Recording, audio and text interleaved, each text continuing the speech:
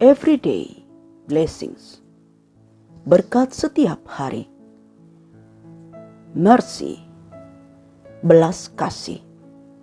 Lukas 10 ayat 36 hingga 37.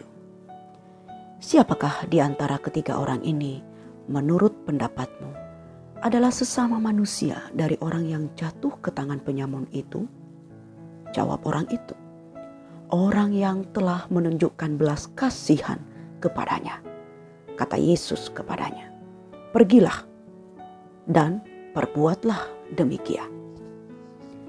Salah satu karakteristik warga kerajaan surga adalah murah hati yang dalam Alkitab berbahasa Inggris disebut merciful atau berbelas kasih. Dengan berbelas kasih sebenarnya kita memenuhi kebutuhan emosional dasar manusia. Berbelas kasih bukan sekedar perasaan, tapi menunjukkan kasih. Tidak hanya bersimpati, tapi mengulurkan tangan. Belas kasih adalah memberi kepada yang lapar, penghiburan kepada yang berduka, kasih kepada yang ditolak, pengampunan kepada yang bersalah, dan persahabatan kepada yang kesepian. Berbelas kasih adalah sikap bijak yang indah dan mulia. Inti belas kasih diungkapkan secara jelas dalam perumpamaan orang Samaria yang murah hati. Bacaan Alkitab hari ini menuliskan bahwa orang Samaria ini tergerak hatinya oleh belas kasihan. Belas kasih membuat orang Samaria ini mendatangi orang Yahudi yang membutuhkan pertolongan, membalut luka-lukanya, menuangkan minyak dan anggur, menaikkan orang itu ke atas keledai tunggangannya, membawanya ke penginapan, merawatnya, membayar 2 dinar, dan siap membayar lebih untuk perawatannya.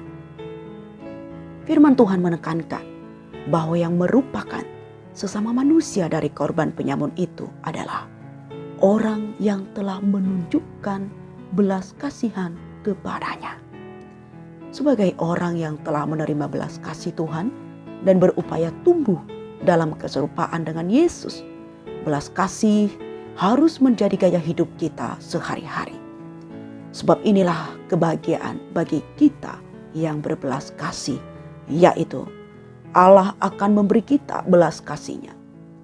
Orang yang sadar hidupnya dibangun atas belas kasih Allah akan lebih mudah berbelas kasih kepada sesamanya.